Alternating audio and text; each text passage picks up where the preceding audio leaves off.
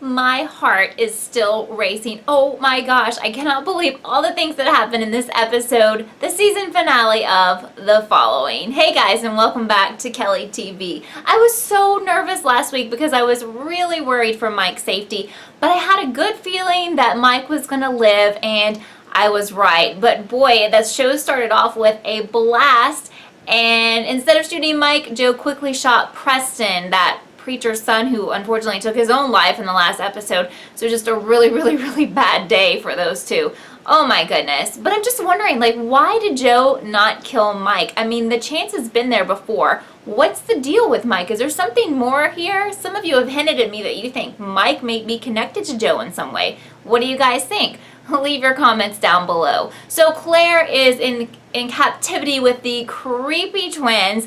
And the crazy thing is that Joe and Ryan are banding together. Team Ryan and Joe. Crazy, but I kind of like it. What do you guys think about that? I mean, Joe says that the two of them are totally alike. Ryan doesn't agree, but there's something twisted about both of them. Thankfully, Ryan isn't murdering innocent people like Joe is, but I see the connection there. So they're off on their way to rescue poor little Claire.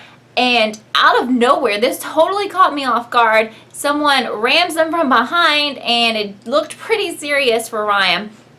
Thankfully, he was okay, and Joe is such a great actor. He was like, "Oh, thank you, random follower, for coming along to save me. I thought you would never get here." And then he's like, "You're dead." So, yeah, that was crazy, and that caught me off guard, and thankfully he stuck on Ryan's side this time because they do have one big thing in common, and that is Claire, and they both love her. Like, till death do them part, love her. Even though Joe was kind of involved in having her killed off last season, he still totally loves her. So off they go to Creepy Twins' house, and wasn't it weird to see all the Joe heads in there? I think Joe himself was even creeped out, and it's pretty difficult to creep out a creepy guy, don't you think?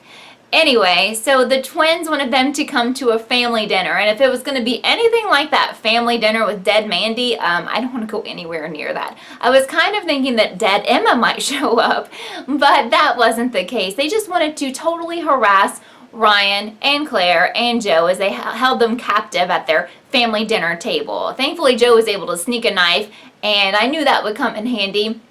And we had Team M&M, Max and Mike on the way to save the day for everyone. And as they made their way in, they got some shots in on one of the twins, and then everything just broke loose. Even though Claire was still in captivity, Joe was able to get free, and then it was pretty crazy from here on out.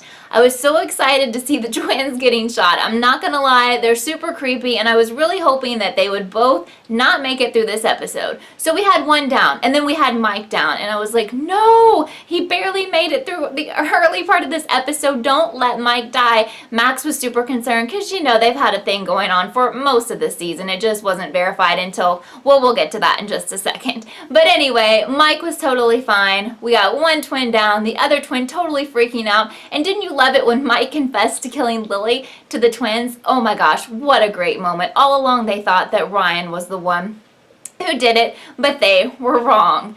So Joe has his little special moment with Claire, and he's like, "Oh, I love you, and I want the best for our son, and I'm so sorry." And she's not having any of it. She's like, "Oh my gosh, get off of me, you're so creepy. Why did I marry a serial killer again? Oh yeah, it's because I didn't know you were crazy until after the fact." And then we got the big standoff between Ryan and Joe, and he has his chance. He has him pinned down. He can totally take Joe out, and he's waiting, and he's waiting, and we're waiting, and we're waiting, and I'm like, Ryan is not gonna do it. And I was right, he didn't do it. He's like, "Let's call the police, have them come in here and arrest Joe." So Joe lives another day, and he's taking off, and there's like 10 minutes left in the show. And I'm like, oh my gosh, what's going to happen? Because if you remember last season, there was a crazy twist at the end. The whole Claire and ex-girlfriend of Ryan and Ryan thing, that was nuts. So I knew something big was going to happen. But before we could get to that, we had the moment that we'd all been waiting for. The Max and Mike kissed and came together. We knew they both liked each other, and now they've made it official. Team M&M, or at least that's what I'm calling them. Okay, so Ryan gets back home. He tries to get with Claire before he goes back home, and Claire shuts him down. Claire, he's like risked his life for you a billion times, and you're going to shut him down again? Whatever, Claire. I'm sure you two will be back together next season. Just wait, it's only a matter of time. So my heart starts really racing when Ryan goes home. The apartment is all dark and it's creepy and it's silent, and I'm like, what's gonna happen here? Who's gonna pop up? Who's in his apartment just waiting to pounce? And all of a sudden it's the dead twin, and then the twin who's alive, and ew, he puts his hand in that twin's blood. Thankfully, it was just a dream. But the show's not over yet. So we know we still have one twin alive. Why? I don't like this, the following. These two should have been both dead at the end of the season, but whatever. So the cliffhanger this season, a truck comes along, picks up twin and dead twin, because you know how weird they are about carrying around dead bodies. They just can't let go. And we're left wondering who is driving that truck. So I'm thinking it's Carrie. Yeah, news anchor, Carrie Cook. And everyone in Beamly, the app that we were having this live chat with tonight, they think it's Carrie too. So Beamly is a super cool app, and there were so many people tonight chatting live about the following.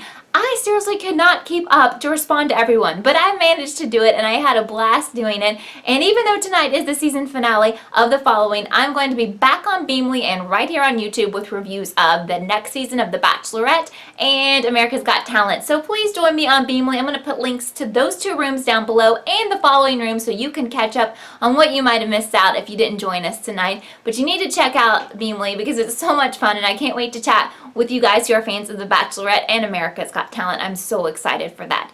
So I hope you've enjoyed my reviews of this season of The Following, and I'll be back next season. I cannot wait to see what's in store for Joe Carroll and Ryan Hardy and Claire and the creepy twin and the getaway driver. I can't wait. So thanks for watching and have a great night.